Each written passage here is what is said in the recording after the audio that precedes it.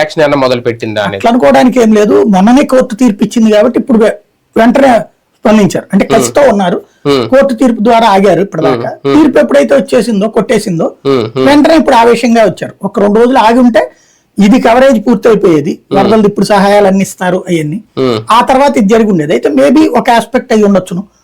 ఇప్పుడు శవాల సంఖ్య పెరిగిపోతా ఉంది, అది అనూహ్యమైనటువంటి మరణాలు, ఎక్కడికక్కడ గల్లంతులు, ఇవన్నిటి నుంచి చర్చ డైవర్ట్ అవ్వాలి. ఇప్పటిదాకా బాబు గారు స్వయంగా నీళ్లలో ఉన్నాడు, చూశాడు, ఈ టాపిక్ వరకు నడుస్తుంది, నడిపించే ప్రయత్నం చేశారు. తర్వాతనే ఈ పత్రికలే రాయాల్సి వచ్చింది, లోపల వాళ్ళకి అందలేదన్నది తిట్టుతున్నటువంటి నేపథ్యం.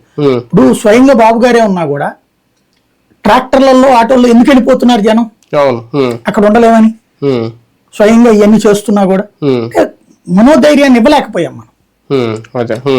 అలాంటి సిచ్యువేషన్ లో ఇప్పుడు రేపు శవాలు ఇవన్నీ వస్తే ఖచ్చితంగా ఇంకో 3-4 రోజులు చర్చ దాని మీదకి వెళ్ళిపోతుంది.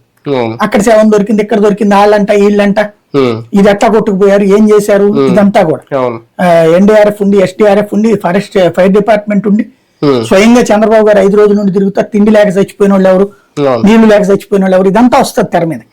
కాబట్టి ఆ సందర్భంలో ఇది ఇష్యూ డైవర్ట్ అంటే వేగంగా అరెస్టులు చేస్తున్నారు అనేది. ఎందుకంటే 15 రోజులు టైం అడిగారంట కదా వీళ్ళు, సుప్రీం కోర్టుకు వెళ్తాను, అప్పటి వరకు అరెస్టులు చేయకుండా చూడండి అని హైకోర్టుని అడిగితే కోర్టు ఇవ్వలేదు కదా. అంటే ఈ లోపల